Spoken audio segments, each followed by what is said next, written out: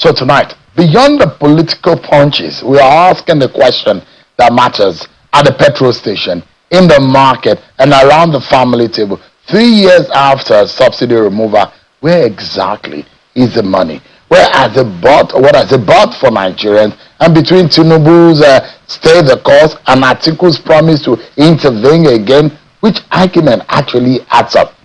Take a look at this table. Try to put both men arguments side by side, comparing Tinubu and Atiku. Take a look at the comparison table. President Bola Tinubu says there is no going back, that the old system was costly, vulnerable to corruption, and economically unsustainable, and that the pain of its removal is a price Nigeria must pay for longer-term stability.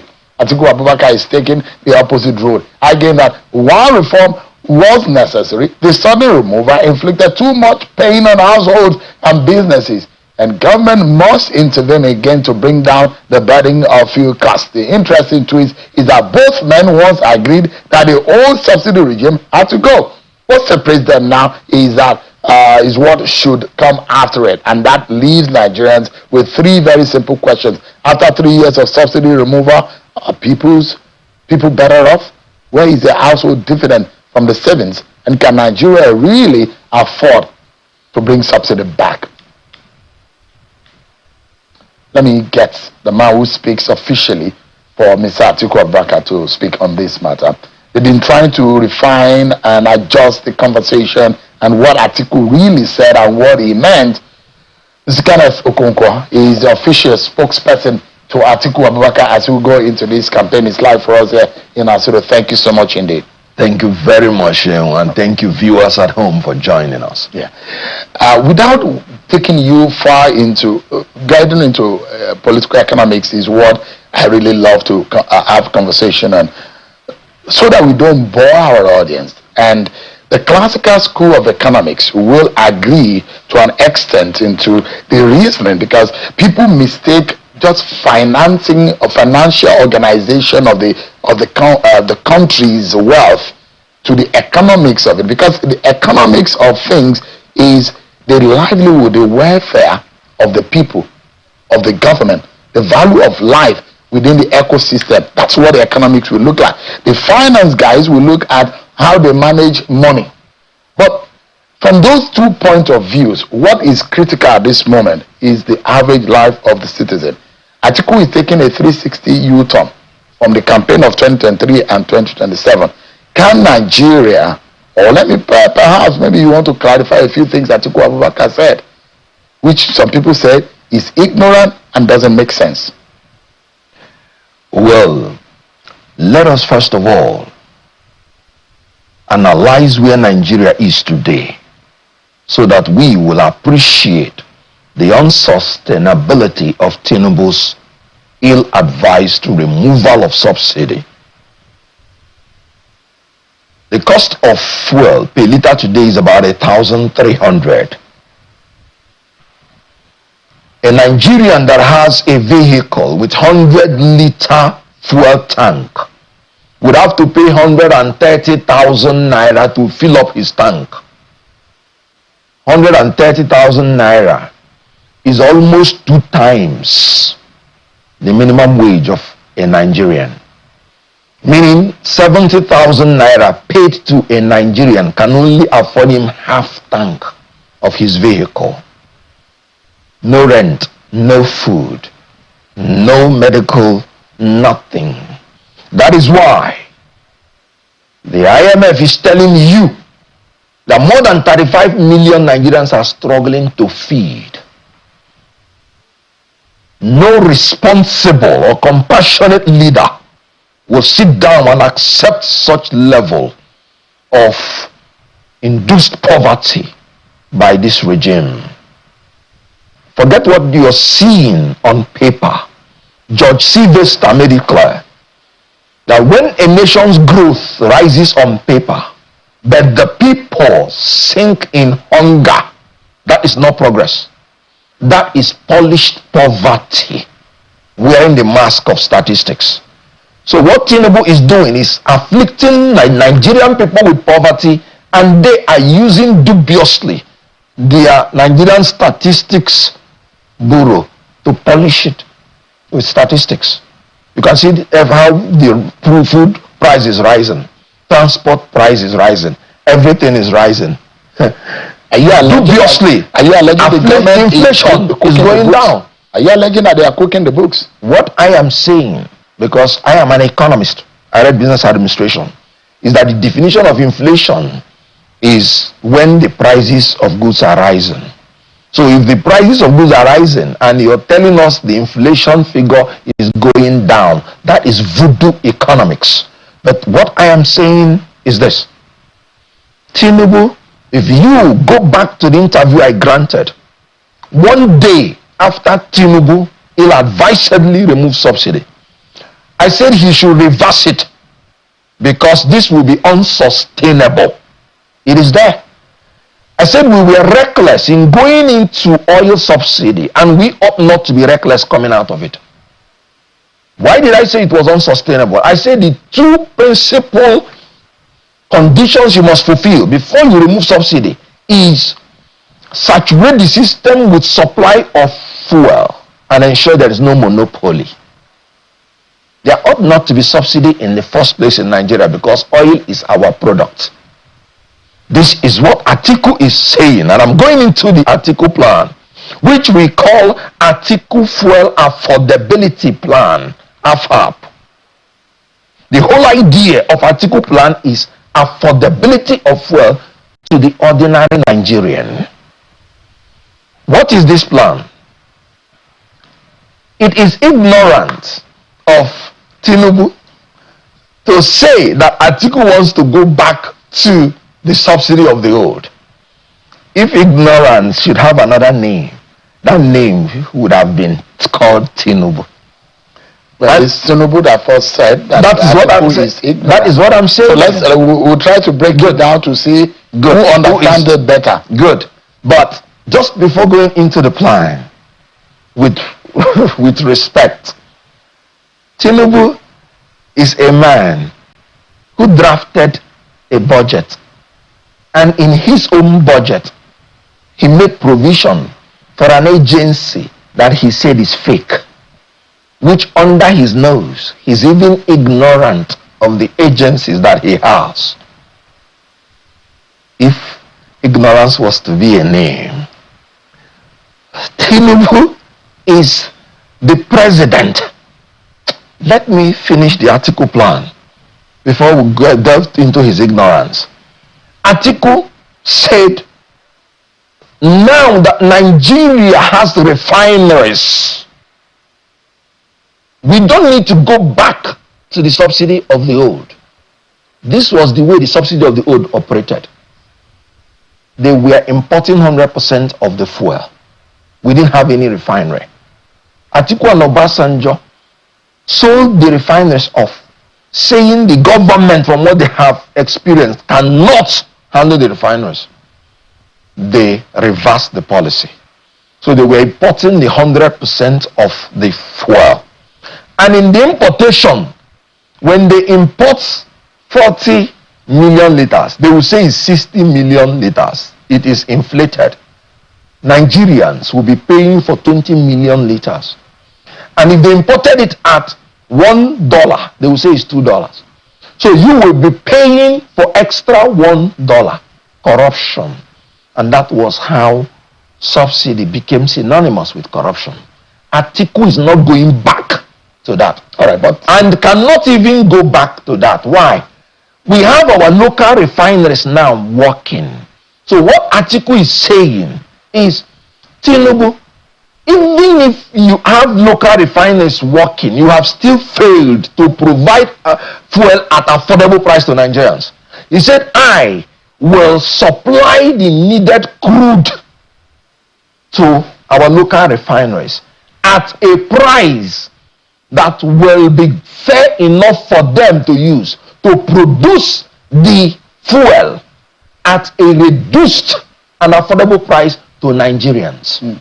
Recall that Tinubu cannot even give Dangote refinery the crude oil that it needs.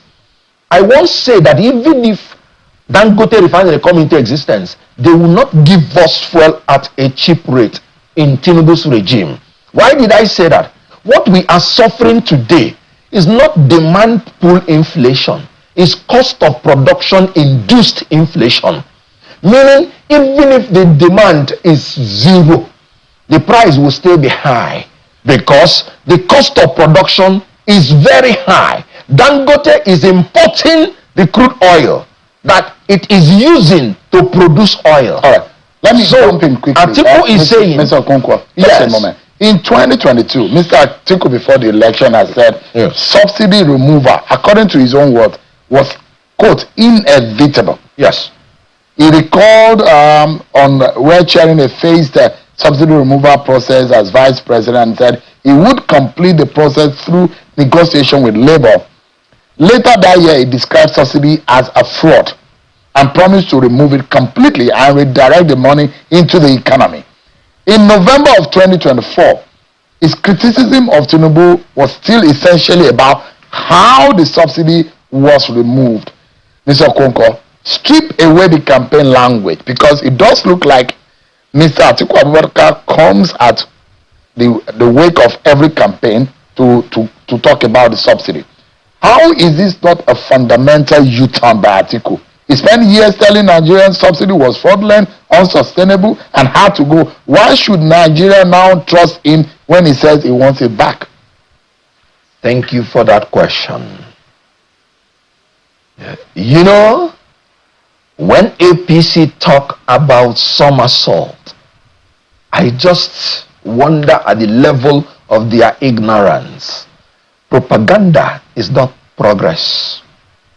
Have you forgotten that the whole idea of Tinubu removing subsidy in the first place was a policy somersault by him?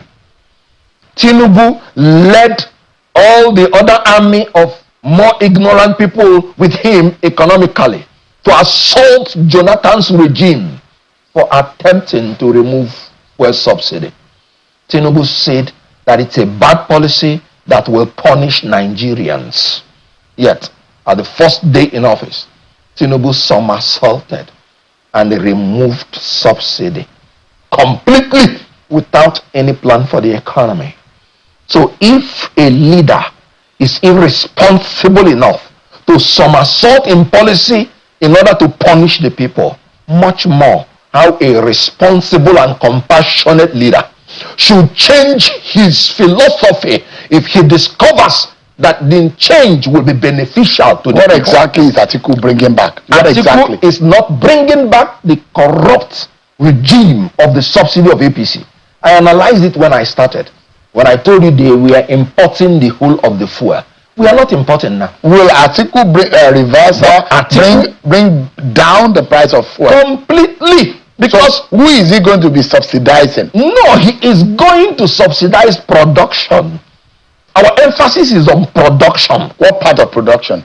Cost of producing the refined crude. Who is it? Who is Dangote going to be? Has 650. So he's going to be giving Dangote lesser price or a lesser appropriate price. They are not even giving Dangote appropriate price. First of all, Dangote is importing because Tinubu and his APC failed government pledges our crude oil to borrow. He told us that if he removes subsidy, he would have more money. According to his Minister of Finance, they are saving 15.8 trillion. Yet, they are borrowing more money in a year than the 15.8 trillion. So what are they using? So where will where will Atiku get the money to subsidize production? That come from? That is very good question. And that's why I said that Tinubu's failure is only when he meets God, he will answer to God. Crude oil is our own product, which we are scooping out of the soil without stress. Simply supply the local refineries this crude and they will produce at a cheaper rate. What do you think is going on right now? What is going on is that they are exporting our crude oil to foreign countries, and Dangote is laboring to import crude oil into Nigeria. That is why you are getting it at unaffordable price, meaning that Tinubu has failed even when there is local production of crude and when there is local refining of crude. So if he has failed in all these fronts, then that means there is nothing he has to offer. So what I am saying is that what Atiku is talking about is oil is our product. We do not have any basis producing it in our land by ourselves and still selling it to Nigerians at unaffordable price. So he is going to subsidize, if you want to use the word, because basically there is no subsidy in quotes, but if that will make you to understand it. So he's going to supply the crude oil at affordable rate to the refineries. And before Atiku assumes power in 29 May, Nigeria would have been a net exporter of fuel. So it makes sense for us. Because what President Tinubu is arguing is that the old petrol subsidy was financially ruinous and vulnerable to smuggling and rent-taking, meaning it was fraudulent and there's a lot of corruption. That view was not unique to President Tinubu. There are those who call Saraki raised it on the floor, and you know that raised a lot of contention on the floor of the Senate, which now led to the probe on fuel subsidy and the exact cost on the amount of consumption. And you remember the likes of Adams Oshomole were governors at the time. Okonkwo was the minister. Sanusi Lamido was the CBN governor, and there was a huge debate about issue of free subsidy.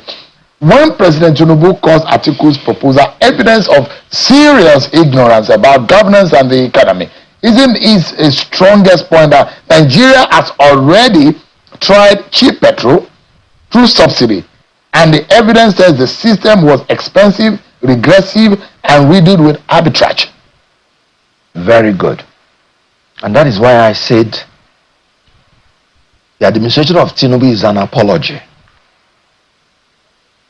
He's talking about subsidy and he's saying he's ruining our economy. Are you aware that in 2025, Tinubu gave subsidy of about 34 trillion naira through import waivers? Tinubu is an expert in giving subsidy to the rich, but denies subsidy to the poor of the Nigerian Federation.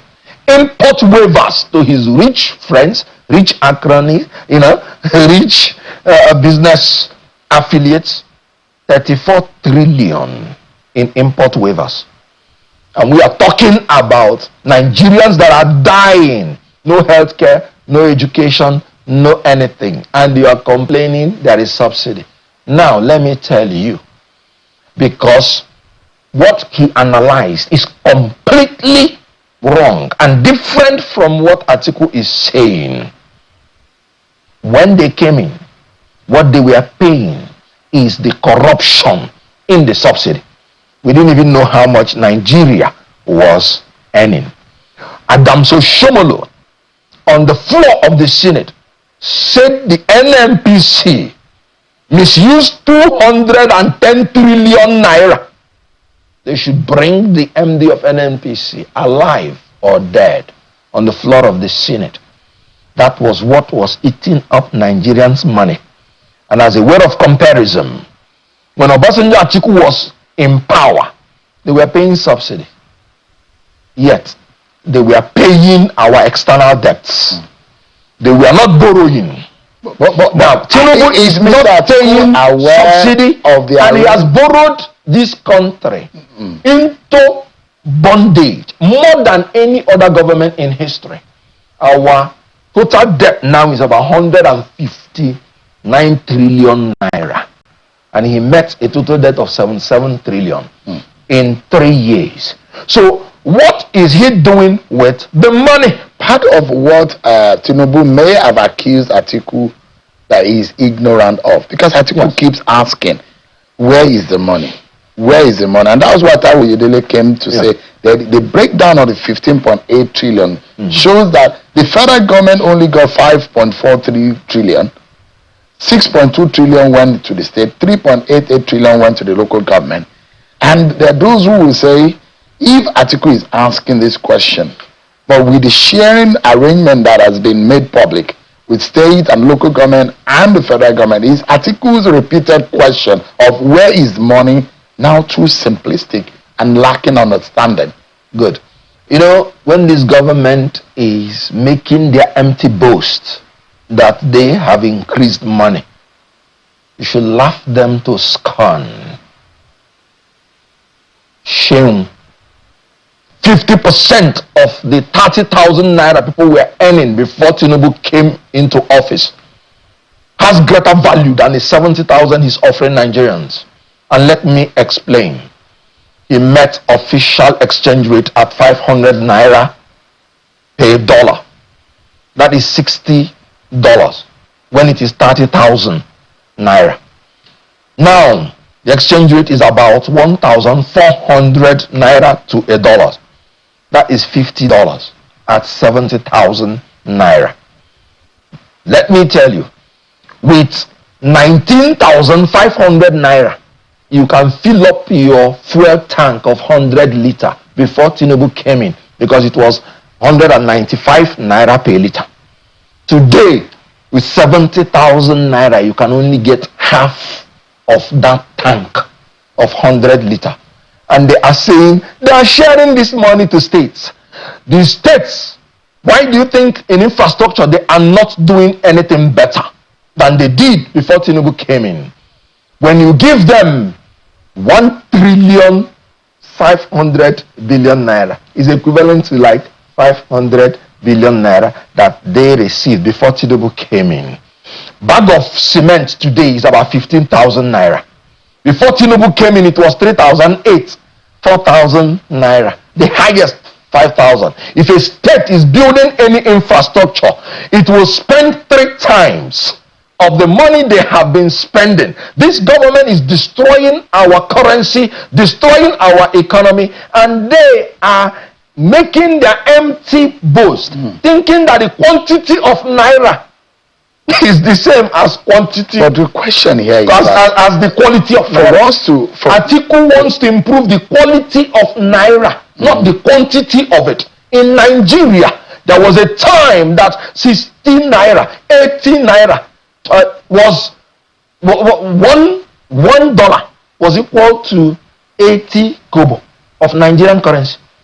That is quality. So Atiku is aiming at increasing the quality of naira, not the quantity of it. Let's to conclude this conversation. Naira has become useless in Tinubu's government. So you are saying Atiku will reverse the exchange rate? Atiku now, what is the pump price promise that Atiku is making? No, when he's telling, what is why is the word affordability? It will be affordable to Nigerians based on their salary. Because affordability is a political language. No, it is not political. It's economical. In terms of the value. Good. What is the pump price promise Atiku is bringing? That is what now. If you recall, the prices of crude changes, but because it's our product, Atiku is going to make it stable so that we do not go into the volatility of the foreign prices of crude. So he's going to supply it to the local refineries. He's going to control it and regulate. That is the so we are going to a regulatory. No, that's what it is. Because not. Market forces naturally will take effect once government hands off. Atiku is saying, I will intervene. No, we are the sellers of the crude. So the price we determine is what we will sell. Is our product. So we are saying we will sell it cheaper to them. But that prices are determined globally. No, it is our oil. Yes, it's our local oil. But you don't determine the price because we global crude. Yes. Price of crude is a global phenomenon. And that price, you cannot determine it locally. No. Global price is not regulated. It is still pushed by market forces. That is why when you hear that there is a problem The in additives Iran. and the transportation, the logistics. That's what I'm saying. The Which is production of totally removed. But the If you fundamental supply is that the local- crude price is Yes. a global phenomenon. And I said it's not determined, it's not regulated. Every country sells its own. There is no country that is giving instruction. If you were to tell sell. Nigerians tonight, Yes. how Atiku, in just a sentence, how Atiku will be better than Tinubu to conclude this conversation, what would that be? First of all, Atiku believes that Tinubu is a serial abuser of anything he lays his hand. Whether it is the law, he's an abuser of rule of law. Whether it is the economy, he's a destroyer of economy. Whether it is Tinubu is not comparable. So please don't compare Tinubu with Atiku. That will give me goosebumps. Atiku is coming with a plan, and thank goodness, when he was the vice president, we still had the best economy, best security, best management of debts, both nationally and internationally. He's coming with an improved formula. We should be grateful to Nigeria that an Abraham Lincoln is coming to Nigeria with institutional memory and experience, with all the things he has passed through. That is why I say Atiku is the best person in Nigeria today to manage the economy and security. All right, let's leave it at that. So by the time he gives you fuel at affordable price, it will affect the flight ticket, which in Tinubu's government, 500,000 naira one way during Christmas, 1 million to go to your village and back. We need to leave it at that. Thank you so much, Mr. Kenneth Okonkwo, the official spokesperson to the ADC presidential candidate Atiku Abubakar. Many thanks for coming tonight. Thank you. I appreciate it.